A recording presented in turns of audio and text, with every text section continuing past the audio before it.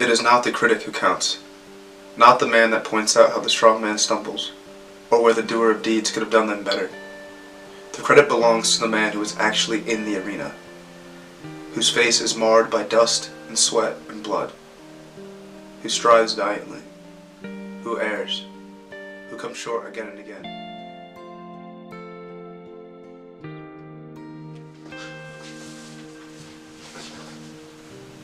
Tyson, Hugee. I'm from Bluebell, Pennsylvania. I've played sports for as long as I can remember. I'd say at least 20 years. There hasn't been a time that I can think of that I haven't been competing in something. Yeah, so there's a story that my mom kind of tells, and she says that when I was a young kid, maybe about 3 years old, we were driving as a family and we passed a high school who was having a football practice, and she says I looked out of the window and I got super excited and started screaming and saying how I wanted to do what these kids were doing, and obviously I don't remember that, but that's how the story goes according to my mom. Yeah, so I'd definitely say like my first football game. It was a tough game for me. I remember I didn't touch the ball the first half. I was about 8 years old, and I remember at halftime my dad went up to the coach and kind of asked him if he can get me involved in the game a little bit. And I remember the first play of the second half, I caught a pass and ran it 60 yards for a touchdown. So that's something I'll never forget. Oh, definitely my parents and grandparents and everyone in my family, to be honest. Like, I'm so glad to be a part of this family. They're so loving and so kind, but also very tough and determined. I definitely wish I was a better son for them, but yeah, they do a good job, and I love them a lot. Oh, that's tough. I'd probably say Allen Iverson. That dude was a dog for sure. Wow, okay, well, honestly, I don't think I will be remembered. I don't think that's how life really works. People come, people go, and people are really quick to forget. And it doesn't matter if you were good, bad, or average at your sport or in other facets of life. I think sooner or later we all fall into obscurity and people forget the things that we've done. But that's okay, I just think that's how the real world is. But if they do remember anything about me, I would want to be remembered as just a hard worker, a guy who gave everything he had 100% of the time. I want to be remembered as a decent guy and a great teammate. So with this one, this is actually a conversation that he told me to keep between the two of us, but I won't mention any names. So we had a strength coach at Holy Cross a few years ago, and as the year was coming to a close, as we were going to go home for summer break, I was walking out of the weight room and he pulled me aside and said, "Tyson, you have the most heart out of any player I've ever coached." And this is a guy who coached a bunch of different schools around the country. And this definitely was the best compliment I've ever gotten, because I will never be the biggest or fastest or strongest or most skilled athlete on a team. Ever, never have been, never will be. But the one thing that I can control is my heart and my passion and my desire, my fortitude, my toughness when accomplishing a goal, So for him to say that really touched me. I don't work hard for other people's recognition, but for him to recognize it was definitely a good feeling, and it's definitely something I won't forget. My coaches were actually pretty cool. In high school, I had Rick Knox, Aaron Sistrunk for football, Mike Delgran for lacrosse.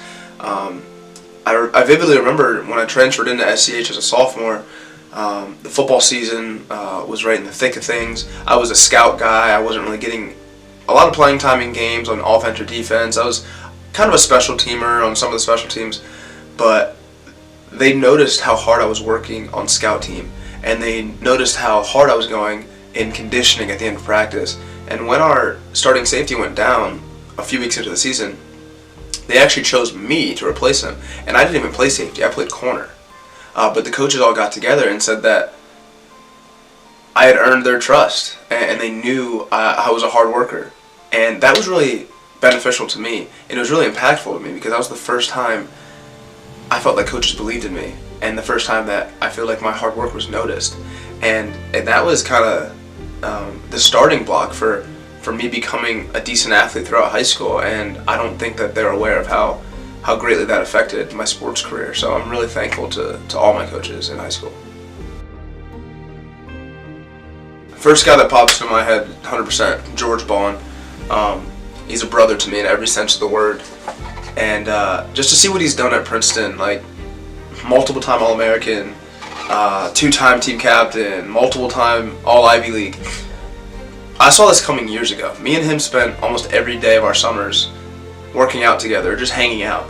And just to see the leader that he is, and just the man that he is, the kid is one of the hardest working people I've ever met, whether that's in the classroom, on the field, anywhere. You know, like, I'm so blessed that he's in my life, and I have so much love for him. Guys from my high school, guys like Ryan Murray, super underrated guy, one of the best athletes in SCH, you know, like one of the best athletes from my high school. I was fortunate enough to play football and lacrosse with him. Just a gritty, hard-nosed worker. I loved playing with him so much, you know. Guys like Evan Krawchuk, whose name would never be in the papers, never be in the stat sheet. But the reason I looked half decent in high school was because of him. Like, you could literally check the film on these things. Like, he took on every double team, did all the dirty work, rushed the quarterback, made my job so much easier. Like, I do not think I would have been as decent as I was without guys like Evan.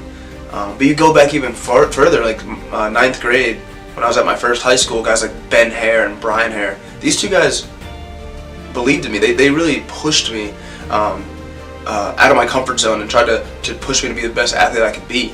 They really did. They're both coaching high school football now, and they're doing a great job, and I'm not surprised at all. You know, they're truly good at getting the best out of people. Chris Tronosky, Jimmy Gorman, Luke Gomez, Brooks Melvin, all upperclassmen at my first high school that I really looked up to because they were just nice to me. They were part of the reason why I never quit the football team or lacrosse team, because they were so nice all the time, you know, true leaders. But then when I transferred to SCH, man, like, I met some of my best friends in the world. Guys like Matt Rahill, Jack Cuccinata, guys like Connor, Brian Fisher, you know, like, people I've played with that I've had such a good time sharing a field with, you know.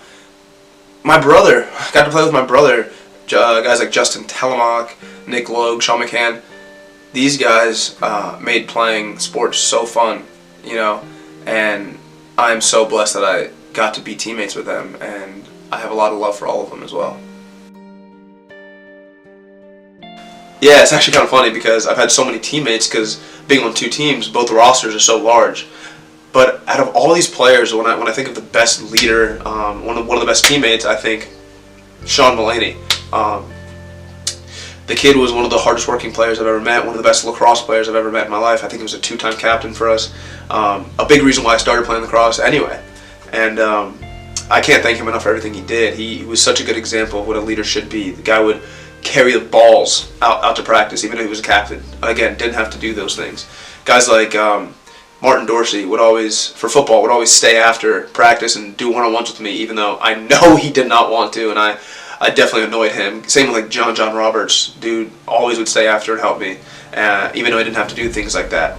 Guys like Killian and Chase, John Smith, Walter, Cedeno, like all these guys I've been so close with. Lem, Pete, Dom, JY, Miles, Cam Moulton. So many guys, Hicksy, Benton, Colson, Jack, Mikey, Tommy, Connor, Matt Wood. There's so many guys. I don't want to forget anyone. Guys like Sean New, Dan O'Connell, Connie, Boggs, Strap. So many people. Billy, Hayes, Dean. I can go on. Just people I've met along the way, like Cam Roan, Landon Beatty, another great leader. Ryan Suit, Jake Young, Turner DeMuth, Ian Tyler. These guys have made such large impacts on my life, and I'm so blessed to have shared a team with them, or shared a locker room with them, or just been friends with them. It's been a blessing. I'd say it would have to be something that my dad said to me before my first football game.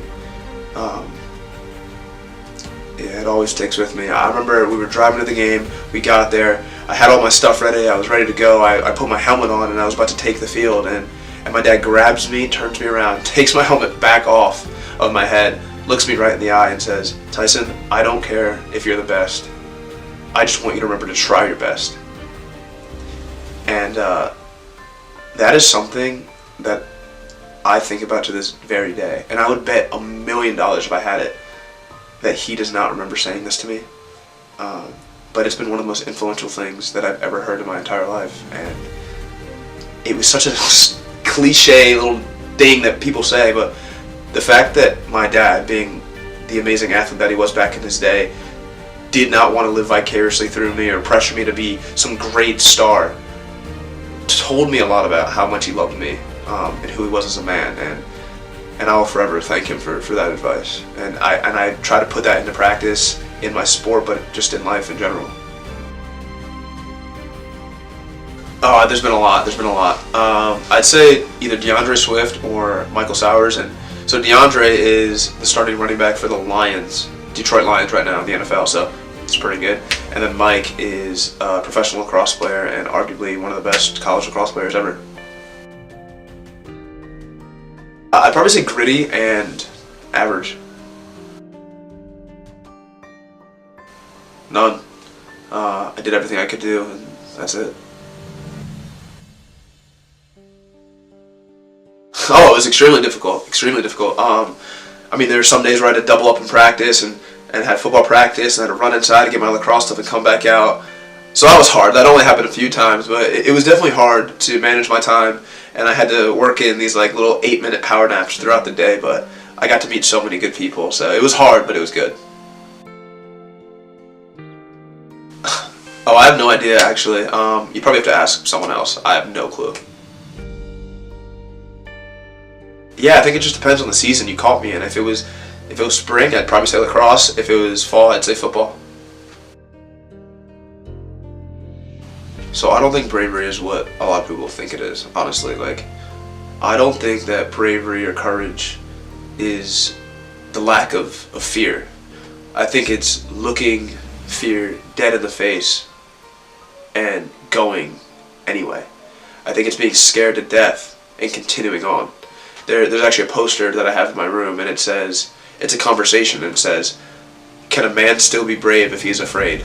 And the response is, that is the only time a man can be brave. Yeah, I think it's something that we all go through. I think it could be a great teacher as well. You know, I know in things like boxing, you have to do intense training to get down to your fighting weight, your best performance weight. And I think that's the same thing adversity has on human beings. It gets us down to our fighting weight. I know some of the toughest people I know have gone through the most. And I think it really does build character and builds toughness. It's when you stop trying. There's nothing wrong with getting knocked down all the time. But it's when you lay down and don't get back up, I think that's what failure is. It's not getting another crack at it. It's not giving it another go. I think once you give up, I think that's the only time you fail. As long as you get back up to your feet and keep going, I don't see that as a failure in my eyes. I would rather be on my deathbed having failed at everything that I ever attempted, rather than be on my deathbed and never have attempted anything. I could actually give you so many, because my room at my apartment is actually layered with quotes all over the wall. But I could give you two of them that are on there. So one of them, it says, "No man is more unhappy than he who never faces adversity, for he is not permitted to prove himself." And the other one, which I actually kind of like more, it says, "Many men die at 25 and aren't buried until they're 75." Yeah, I'm super excited. I'm moving to the Midwest the day after graduation, actually. So I can't wait to see what that has to offer, and God willing, I'll have an awesome time. I know that everyone struggles. I would just say, when life knocks you down, you gotta try to get up and gotta try to keep fighting. But I know that sometimes even to live is an act of courage. So when life knocks you down, when life hits you, you gotta get up and keep swinging back and keep pushing forward. The bullying, for sure. All I ever wanted to do was just have fun playing sports, but that was kind of taken away from me because of the way I was treated by other people. And I guess not to get too much into it, they were just very unkind to me and made me hate playing, made me hate going to practice, because I knew they would just talk badly about me or do other things to me, you know.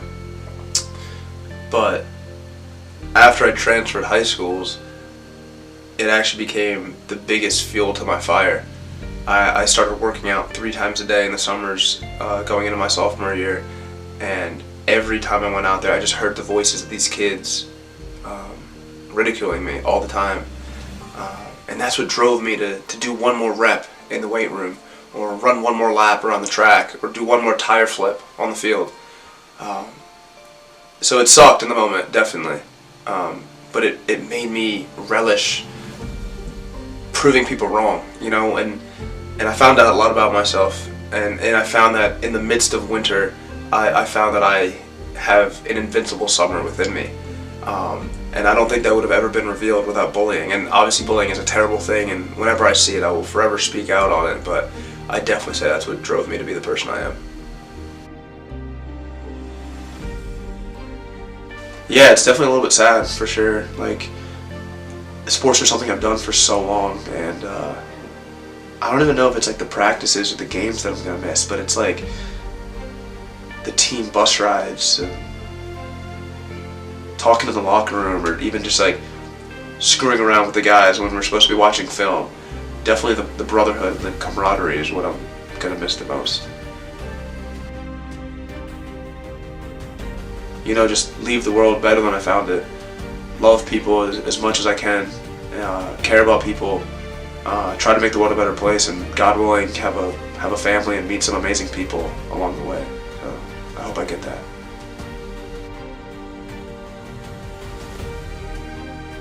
No, not really. Sports are temporary, just like many things, and I knew there was going to come to an end at a certain point. I do think it's going to be a little bit weird, though. Something I've done for so long, and when you stop doing it, I think it's definitely going to take some adjusting. Yeah, definitely the injuries, you know. Tearing your knee 4 times and getting surgery 3 times. It's not fun. Not gonna lie, like, it's not fun. So that's definitely something I would change. It definitely affected, obviously, my physical health, but my mental health as well while being in school. But I'd say I would also change some of the coaches that I've had as well. You can believe in yourself and accomplish a lot of things. I've been super blessed, but you can really believe in yourself, and if you really work hard, you can achieve almost anything, you know, and it's such a beautiful thing. I've also, on the flip side of that, sometimes your hard work isn't always recognized, and I've seen things happen that shouldn't happen, and vice versa, and I've realized that life isn't fair all the time, you know. In sports, with me, and just life in general with all people, just like life isn't fair. But I think if you can control what you can control, I believe you can look at yourself in the mirror and not be disappointed with yourself. And I think that's one of the most important things that a human being can do. Anything is possible, honestly. A lot of the cliches that you hear, some are true. You can work hard and accomplish great things. I was a guy who in high school they said I would never even step foot on a JV field, and I turned into a 2-sport Division I athlete. Things are possible. You know, like, I'm an average guy. I'm an average kid from Pennsylvania. I'm an average guy with an above average work ethic, but Can I even take credit for that? Because I had 2 parents in a family that worked hard every day. My parents got up every day to put food on the table for us. Like, I had an example of what hard work was every single day of my life. You know, God's blessed me with so much. Like, I have 2 hands, 2 arms, 2 legs. I can run and I can throw things. You know, like, how much of my success was even my doing? I'm just so blessed and so thankful for the things that I've gotten. You know, and it's been a crazy journey. It's been insane. Like, a lot of ups and downs, just like anything in life. But it's been incredible. It's been incredible, and I think the things that I'll take away the most are just, you can't be afraid. You can't be afraid of failure. You can't be afraid to fall down on your face. You can't be afraid to get made fun of. You can't be afraid to take risks. You can't be afraid that people will laugh at you or look at you like you're crazy. No matter what you do, someone's going to say something negative. You can't be afraid of these things. Fear is a liar, and fear does not stop death. It stops life.